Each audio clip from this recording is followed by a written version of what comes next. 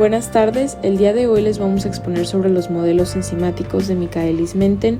El equipo está conformado por Alcántara Flores María Fernanda, Amezquita García Ana Lilia, Robles López Quena, Silvia Ríos Cristian Raúl, Solís Martínez Luis Antonio y su servidora Grecian Frichel y de Camila. Antes de iniciar partiremos de la relevancia de este tema. Y la catálisis enzimática es de suma relevancia para los sistemas vivos, pues sin ella la mayoría de reacciones químicas ocurrirían muy lento o necesitarían de condiciones extremas de presión, temperatura o pH. La ecuación de Michaelis-Menten es de igual manera muy importante porque es el modelo más comúnmente usado para estudiar la reacción enzimática en la farmacología y la bioquímica. Para comenzar, entraremos en un contexto histórico de la ecuación Michaelis-Menten, empezando por mencionar que los primeros estudios sistemáticos relacionados al efecto de la concentración inicial de un sustrato y cómo afecta esto a la actividad enzimática comenzaron en el siglo XIX. Después, en 1882, fue introducido el concepto del complejo enzima-sustrato y se describió como un intermediario en el proceso de catálisis enzimática, que se explicará más adelante. Esto nos lleva al año 1913, año en el que Leonor Michaelis y Maud Menten desarrollan una teoría y proponen la ecuación que lleva sus nombres, la cual explicaría el comportamiento cinético de los enzimas. Ambos propusieron que las reacciones catalizadas enzimáticamente ocurren en dos etapas. En la primera etapa se forma el complejo enzima-sustrato, y en la segunda es donde este complejo enzima-sustrato forma el producto, para posteriormente liberar el enzima libre para realizar su actividad nuevamente. Otro aspecto importante relacionado a la actividad enzimática son los factores que afectan su actividad y funcionamiento. En este caso serían, por mencionar algunos, la concentración del sustrato y concentración del enzima. Estos se van a explicar más a detalle por mis compañeras. La temperatura también interviene en la actividad, aumentando la velocidad de reacción casi al doble con un aumento de 10 grados centígrados. Pero si esta aumenta demasiado, puede detener la actividad del enzima, producto de la desnaturalización de proteínas que la componen. Un pH inadecuado en el ambiente donde realiza su función normalmente una enzima, puede también detener su actividad y alterar sus procesos. Cabe destacar que un valor normal de pH puede ser distinto dependiendo de dónde se localicen. Por último, tenemos la presencia de cofactores. Múltiples enzimas dependen de estos para funcionar. Para obtener una actividad catalítica adecuada o máxima, la concentración del cofactor debe ser igual o mayor a la concentración de la enzima. Bien, ahora vamos a ver lo que es una catálisis enzimática. Primero que nada, pues ocupo mencionarles que una catálisis se va a ver influenciada por un catalizador biológico, al cual conocemos como enzima. Esta enzima es una proteína que va a actuar acelerando una reacción sin modificar la naturaleza de la misma reacción. Pero para que la enzima pueda efectuar sobre cierta reacción, es necesario que la reacción sea termodinámicamente posible y que esta misma sea espontánea. Para que pueda ser espontánea, se debe presentar en sitios donde la entropía es mayor. Esto acelera las reacciones por sí mismo. Y aquí la entropía va a ser mayor si la cantidad de reactivos es mayor que la cantidad de productos. También es importante mencionar ahorita recordatorio de las reacciones exotérmicas, en las cuales se va a liberar energía después de la reacción, y las reacciones endotérmicas, en donde se absorbe energía después de la reacción. Recalcando, se puede decir que es un proceso que aumenta la velocidad a la que una reacción se aproxima al equilibrio. Aquí en la gráfica podemos observarlo claramente. Ahora sí, explicándolo en la gráfica, podemos ver que horizontalmente tenemos el avance de la reacción y verticalmente tenemos la energía empleada. Aquí en donde empieza sustratos, o sea, es solo un ejemplo de eso, pero en donde empieza sustratos, que es donde está la persona parada, podemos ver el rojo que sube mucho, tiene una pendiente muy prolongada, y aquí al ladito en rojo también nos menciona que aquí no tiene una enzima, por lo tanto se eleva mucho y va a bajar, por lo tanto va a tener una energía de activación mayor.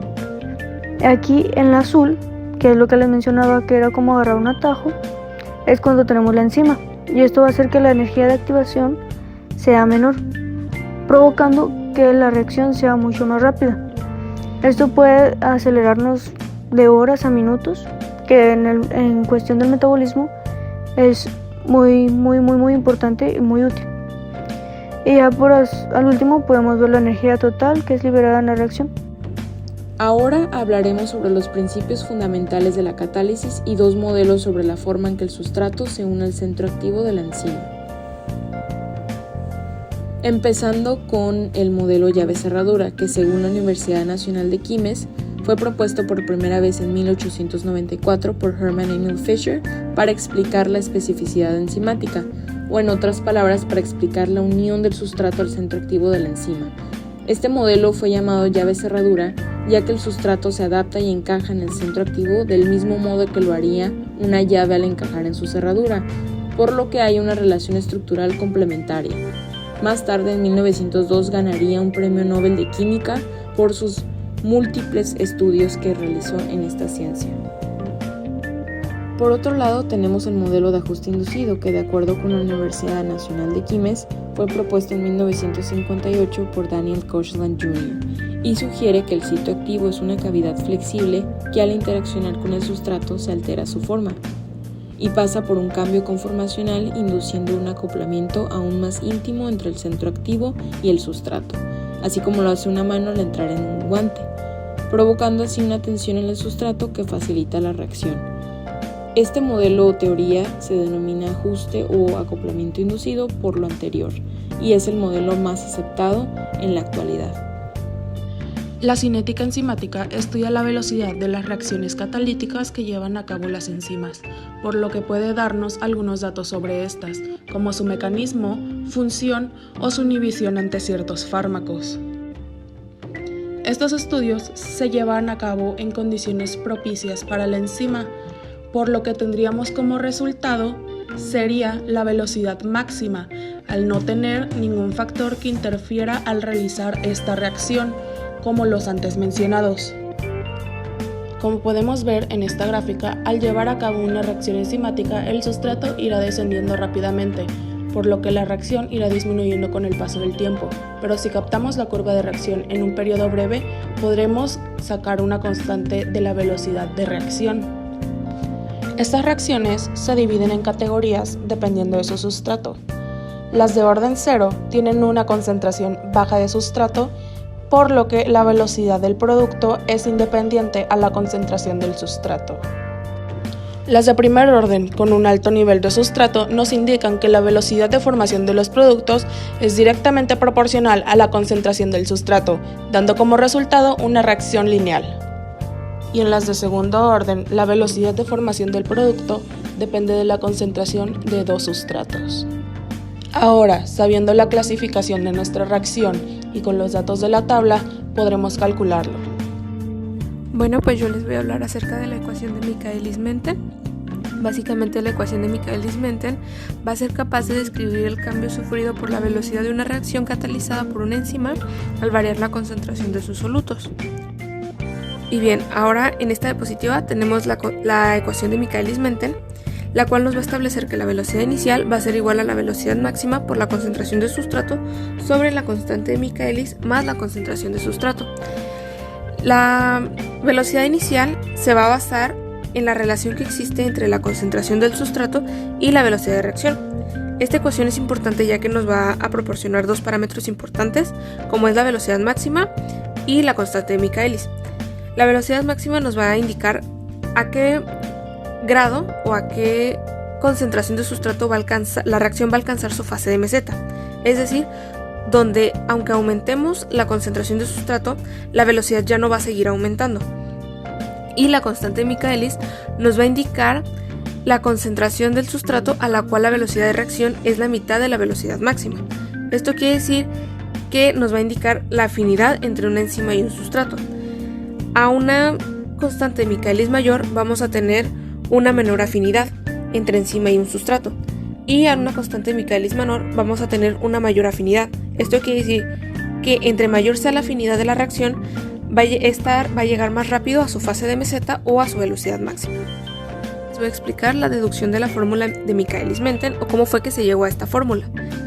Y pues bueno, en la primera parte sabemos que la enzima se va a combinar con un sustrato para de esta forma dar lugar al complejo enzima-sustrato. Después, en la segunda parte, vamos a tener que se va a descomponer el complejo dando lugar a un producto y dejando libre la enzima para que ésta pueda catalizar más reacciones. En la segunda parte, esta se va a dar de forma lenta, por lo que va a afectar la velocidad global, a la cual va a ser proporcional a la concentración de sustrato, es decir, la unión del complejo enzima-sustrato. En cualquier reacción enzimática, cualquier reacción catalizada por una enzima, hay dos formas de hacerlo. Una es por una enzima libre y la segunda es por la combinación de enzima-sustrato. Esto quiere decir que la velocidad será proporcional a la concentración de un sustrato. Bueno, ya por último tenemos la ecuación de Michaelis-Menten explicada en una gráfica. En el eje de las Y vamos a tener la velocidad de reacción y en el eje de las X la concentración de sustrato. Esta gráfica nos va a mostrar cómo va aumentando la velocidad de una reacción al aumentar la concentración de sustratos, hasta alcanzar su fase de meseta o velocidad máxima.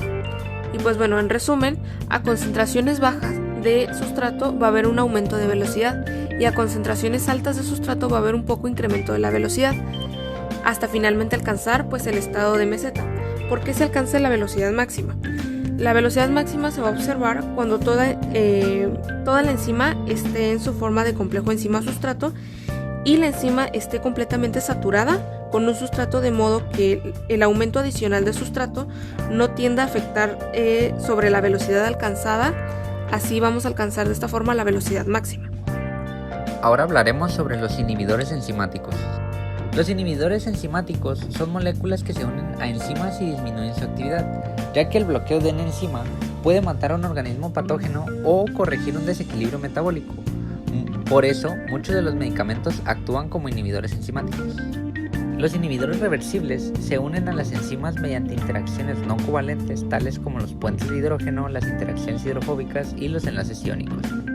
Los enlaces débiles múltiples entre el inhibidor y el sitio activo se combinan para producir una unión fuerte y específica, al contrario de lo que ocurre con el sustrato y los inhibidores irreversibles. Los inhibidores reversibles generalmente no experimentan reacciones químicas cuando se unen a la enzima y pueden ser eliminados fácilmente por dilución o por diálisis. Comenzamos con la inhibición competitiva. En esta, el sustrato y el inhibidor no se pueden unir a la enzima al mismo tiempo, como se muestra en la imagen. Esto ocurre cuando el inhibidor tiene afinidad por el sitio activo de una enzima, en el que se une el sustrato. El sustrato y el inhibidor compiten para ver quién será el primero en entrar al sitio activo de la enzima. Este tipo de inhibición se puede superar con concentraciones suficientemente altas del sustrato, es decir, dejando fuera de competición al inhibidor.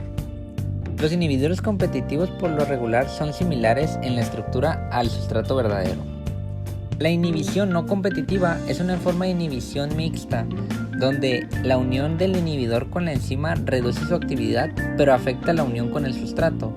Como resultado, el grado de inhibición depende solamente de la concentración del inhibidor. La enzima puede tener el sitio activo y aparte un sitio del inhibidor. Al unirse el inhibidor, se distorsiona la forma de la enzima. El sustrato y el inhibidor pueden unirse a la enzima simultáneamente, pero en la presencia del inhibidor enlentece la velocidad de la formación del producto y en su ausencia, los productos pueden ser formados. Por último tenemos la inhibición acompetitiva. En esta, el inhibidor no se une en el mismo sitio que el sustrato, pero su unión a la enzima aumenta la afinidad del sustrato por el enzima, dificultando su disociación e impidiendo la formación de los productos. Para concluir, las enzimas son de gran importancia para la bioquímica, ya que estas son las encargadas de acelerar la velocidad de reacción. Estos son coprotagonistas de los procesos que involucran el aprovechamiento de la glucosa y la formación de la moneda energética del cuerpo humano, el ATP. Aunado a esto, sin la actividad enzimática, la actividad metabólica del cuerpo no sería la más óptima, con la mayoría de procesos tardando mucho más de lo que deberían, posiblemente evitando sostener la vida.